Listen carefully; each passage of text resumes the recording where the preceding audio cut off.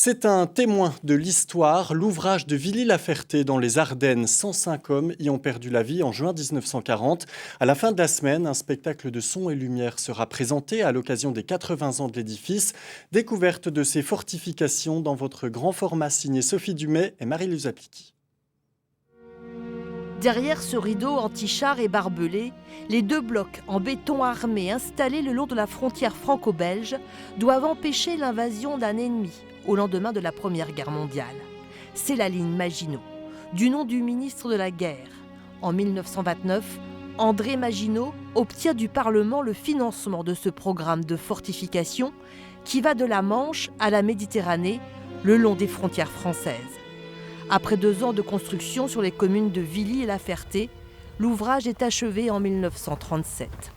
En réalité, il n'y a vraiment que les frontières qui font face à l'Allemagne ou l'Italie qui ont été très bien fortifiées. Nous ici, on est face à la Belgique, donc la frontière est fortifiée plus tardivement avec beaucoup moins de moyens.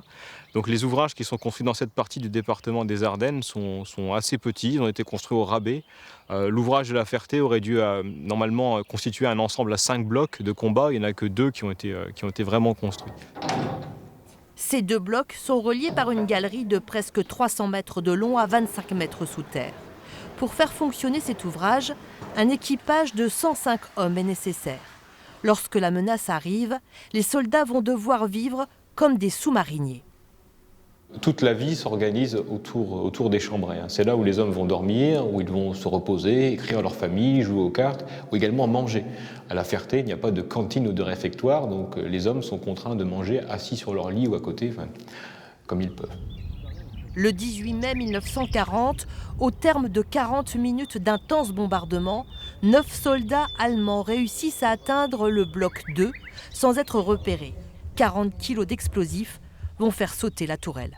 Par l'embrasure dégagée, lâcher des charges explosives, donc ils vont dévaler, arriver jusqu'ici, au pied de la cloche, et au pied de chacune des cloches, on trouvait stocké des munitions. Et donc les charges allemandes qui arrivent font sauter tout ça. Le mur a été balayé, de même que la porte étanche, les tuyaux de ventilation. Donc dans un premier temps, il y a les explosions, mais très rapidement, il va y avoir aussi des incendies. Les incendies sont d'autant plus violents que les câbles électriques vont prendre feu, et ces câbles étaient recouverts de tissu et de goudron qui servaient d'isolant. Et donc ça va dégager encore en plus d'épaisses fumées toxiques. Pour se mettre à l'abri, les soldats descendent dans la galerie qui relie les 2 blocs. Pendant ce temps-là, le lieutenant Bourguignon, commandant de l'ouvrage, s'enferme dans le PC. Par 3 fois, l'ordre d'évacuation lui est refusé. Il sait désormais que personne ne s'en sortira vivant. Quand Bourguignon demande un ordre d'évacuation, c'est proprement impensable. On refuse de croire qu'on est sur le point déjà d'abandonner un ouvrage de la ligne Maginot. À l'époque, on a mis une confiance énorme dans ce genre de fortification. Incolore, inodore et lourd, le monoxyde de carbone est descendu dans la galerie où se sont réfugiés les soldats. Quand les soldats français vont voir les premiers d'entre eux périr d'asphyxie, ils ne restent pas dans cette partie de la galerie, ils vont aller se réfugier dans la galerie de l'égout, qui est juste après, fermant derrière eux donc les portes étanches du sas. Le problème, c'est que cette deuxième galerie n'a pas son propre système de ventilation, donc les hommes vont aussi là-bas y périr asphyxie. En 5 heures, les 2 blocs de Villy-la-Ferté se retrouvent entre les mains des Allemands. C'est le premier ouvrage de la ligne Maginot qui est pris. La propagande française disait qu'un ouvrage était imprenable.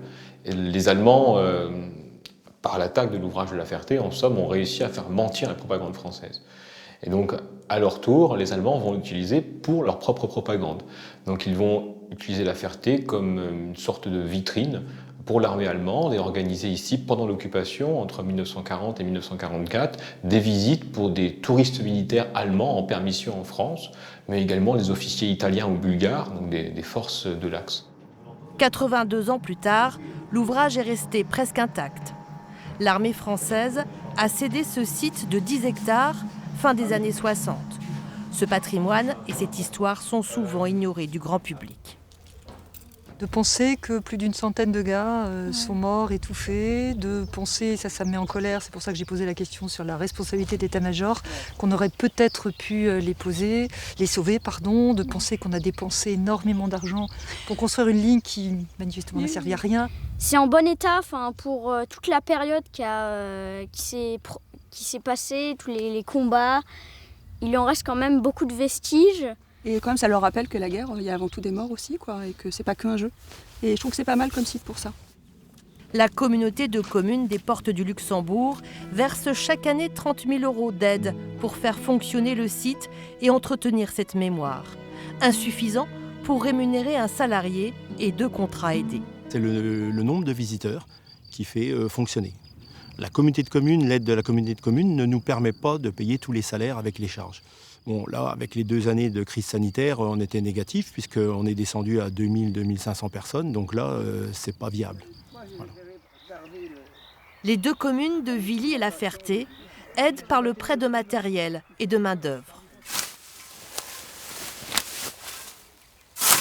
Mais le site est aussi entretenu grâce aux bénévoles de l'association qui viennent préserver la mémoire de cette ligne Maginot et de ceux qui ont ici perdu la vie.